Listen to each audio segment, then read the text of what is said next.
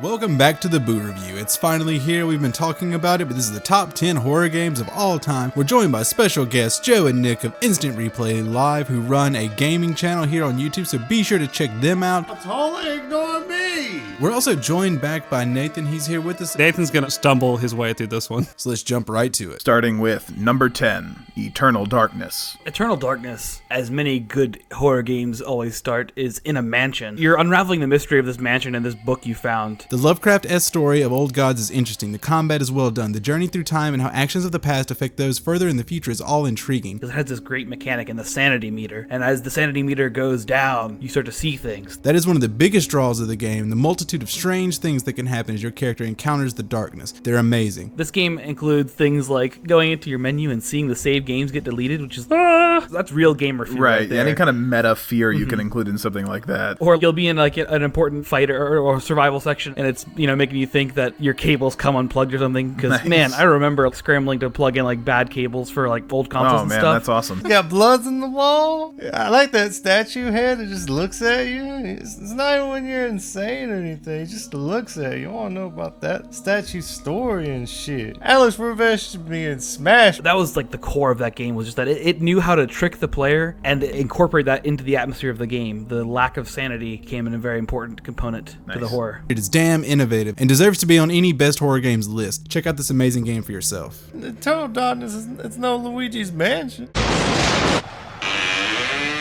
Hello?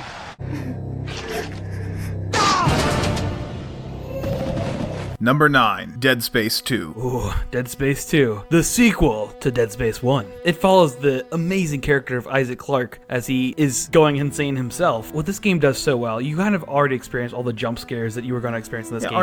Aren't sequels generally shit? Yeah, right? But this game takes everything that you had in the first game, and it's still there, but it laps on the character horror, which is so much more exciting. You're not just dealing with aliens, you're dealing with people who are insane and crazy and backstabbing, and I think the best moments in the game aren't when you're fighting necromorphs, and without spoiling anything, it's when you're forced to yourself, when you see other characters betray each other and you're helpless to do anything about it. That's the one with the famous scene, right?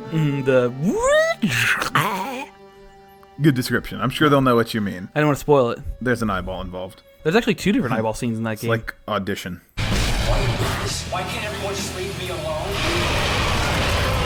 Number 8 on our countdown, Alien Isolation. Now, I love the first 2 Alien films, and this game captures the essence of Ridley Scott's film so well. The atmosphere is thick, and once the alien is introduced, you're in a state of constant alert. It can appear unexpectedly, and it remains a terrifying device throughout the game. I don't often see much mention of it, but those androids too. The visual style and feel is so spot on and faithful to one of my favorite horror films. I don't watch that many horror films, but it is a great sci-fi horror. It's amazing, and it would be hard for me to not be much more pleased with this one. Kudos.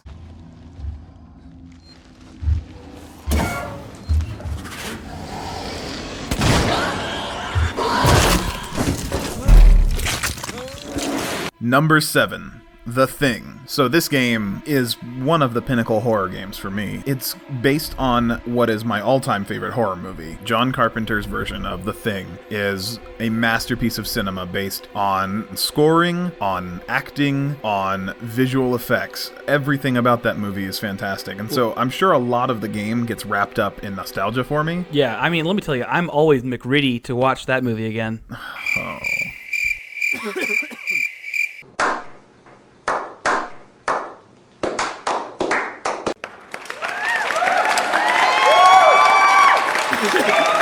Bad jokes aside, it is a quality interpretation of that movie brought into game form. You are in a typical sort of survival horror setting. You have to deal with the top-down view, the puzzle solving a little bit to get from one area to the next. Very Resident Evil-ish, in that way. But the main mechanic that sets it apart is that your allies at any point could be body snatched and replaced with the alien thing, and it is fantastic. You have to find out, you never know who to trust, when they're going to turn on you or your other allies. Top-notch game, keeps you in suspense the whole time.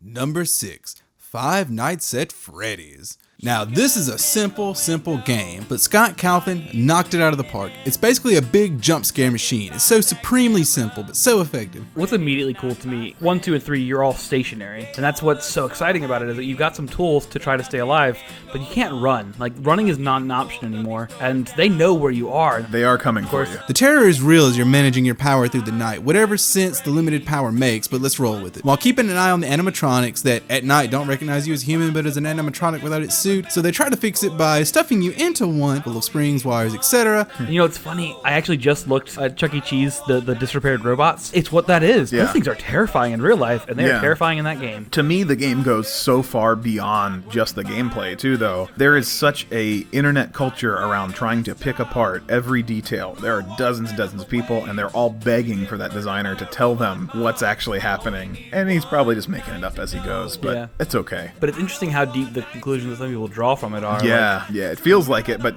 that just kind of validates conspiracy theorists, right, yeah. too. The moon landing was fake. And Foxy, Foxy.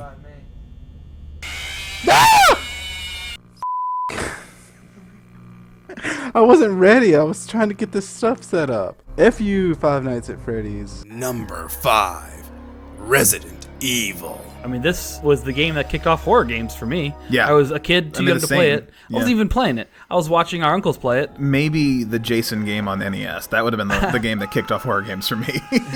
Of course, there's the opening hallway scene where you see a zombie for the first time, and it's just like, your skin crawls. It's iconic. It's become embedded in my mind. So rich and terrifying that everything is scary. Finding the corpse of the old STARS member who came by, the plant section, the giant snake. I'll never forget that snake. Inventory is limited, zombies shamble but are deadly, there are big baddies, and those ever cinematic camera angles. That was too close.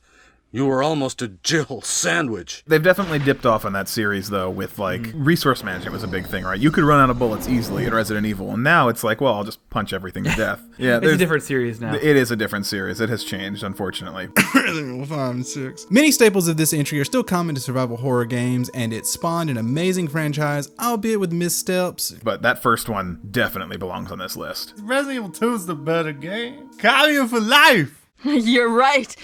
Barry, thanks for saving my life.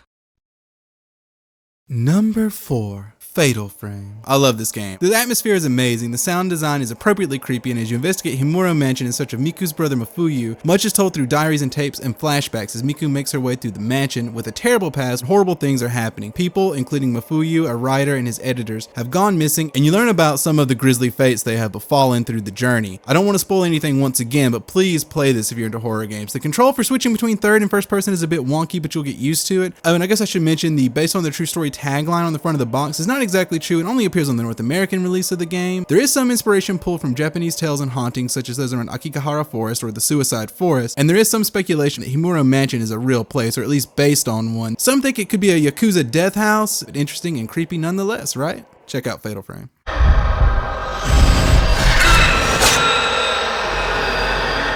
Number 3, Silent Hill. Silent Hill is pretty sweet. It's a cool game. I don't know what to add. The first Silent Hill. The first Silent Hill is thick with fog and atmosphere, and it differentiates itself from Resident Evil in that the locations feel more familiar. I've never been in a mansion. I've never been in a police station like in Resident Evil 2. But I've been in schools and hospitals. There were reasons we put it on the list originally. Would you like to review them? Sure. You had pure atmosphere, starting open and bleak, and then you dive into the epicenter of horror. And the monsters are much more gruesome, and there's much more mystery surrounding this town than we have in Resident Evil. That's why it ranks so highly for me. It's a tense experience from start to finish. I didn't beat this game. Graphics are shit. It has bad acting. 2 out of 5. So you start in that foggy open area, and it's scary, but that's weirdly also where you're safest because you have to go seeking out the pain and the trouble in that game, and that's what makes it kind of frightening. You have Took to the words leave. right out of my mouth. Yeah, well, I did because they were your words originally. Nice. Good job, Joe. Good job, Nick.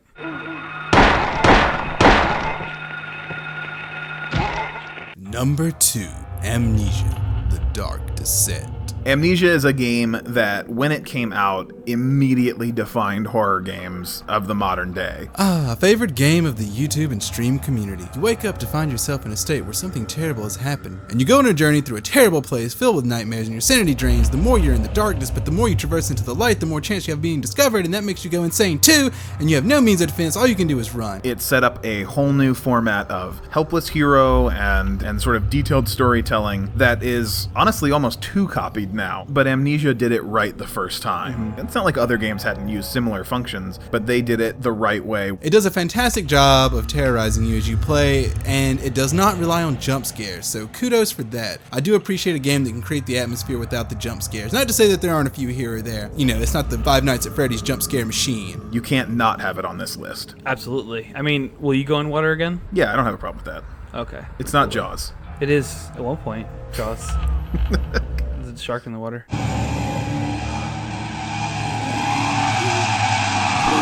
And the number 1 scariest horror game. Super Mario Brothers 2 again, baby! Super Mario Brothers 2. Oh, it's still the king. Still the king after all these years. PT. A demo. A playable teaser. A teaser, not even a full game, and it was more terrifying than any full-length game, or indie game for that matter, that I've ever played. Like a conceptual demo too, right? They're just like, look, we could do this. We could do this. We could if someone would let us. And in that like hour of gameplay, oh my god, it's so good. First of all, the fact that you're looping around, it's got a sense of like unending horror, you know? Yeah. And it gets worse and worse, and you know it's gonna get worse and worse. It makes you feel like, I know where it goes. I don't want to go through that door again. It's so surreal. I can't do the experience justice with words. AJ actually played this for the first time with a bunch of people in the room, and it still scared the shit out of him. One guy kept waiting to leave the room, which was Corey, because the dread that this game creates was really starting to get to him. Give your experience. I was sitting close to the screen, and I kept having to back up. I was backing up away from the screen because I just didn't want to be close. And that's Corey's experience with PT. As for me, the first time I played it was in the dark with only Nathan in the room behind me, which is scary in itself. And there were moments where I really didn't want to continue, which I think is probably the highest compliment a horror game could receive. The visuals are there oh my too? god, it looks so good. Yeah, it looks so real. Fantastic demo. So concise and direct with bringing you the horror too. The weird, the terrifying, all of it's there. Please come back to us, Kojima. Please. Don't leave us. When I saw the PT trailer, I was like, damn, I got asthma. I liked in the trailer that the guy picks up this basketball or some ball of some sort, and it became a head. And in the trailer, you see a Paul Bunyan arm come out in the darkness. Man, that Paul Bunyan arm. I was so disappointed that wasn't in the game. I don't even know what the you're talking about, but go ahead. I wish it was Oculus Rift supported. It would have been a better experience overall. I'm just glad this game is still coming out. Are you actually going to play that pachinko machine? I'm just glad the pachinko game is still out.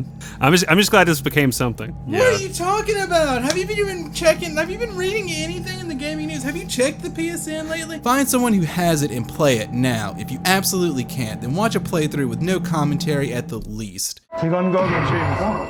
우리 사고문 아닌 게도. 왜 고나요, 가나? 사키 없다 이거야. Alright, there you have it. Finally, we've been talking about it for a while, but that was our top 10 horror games of all time. Feel free to respectfully disagree in the comments because we know you will. And we all disagree with the listing right now, so it's cool. Thanks to Instant Replay Live for collaborating with us. If you guys want to watch a gaming channel where the gamers aren't being over the top, then they're your guys. They're fun to watch. I think it's them and James and Mike Money's like the only Let's Plays I watch. If you find PewDiePie and Markipler a little too over the top for your taste, be sure to check out Joe and Nick at Instant Replay Live. Links in the description, annotations on the screen, cards in the corners. And thank you guys again for joining us and helping out on this. It's been a lot of fun. I know it took us a while to get it all together, and we hope you enjoy the finished product. I know that there's some notable exclusions. Fatal Frame 2 Crimson Butterfly is supposedly scarier. I haven't played it. I'm partway through a Let's Play of the first one on my gaming channel though, so maybe that one will crop up on there because I have recently acquired it. I know Silent Hill 2 is a big favorite, and again, I haven't played it either. Alone in the dark. Look forward to fan suggestions and update corrections video maybe next. We'll try to get to that maybe this month or next, depending on what all we get. We'll get to it tomorrow. All right, bye guys. Bye guys.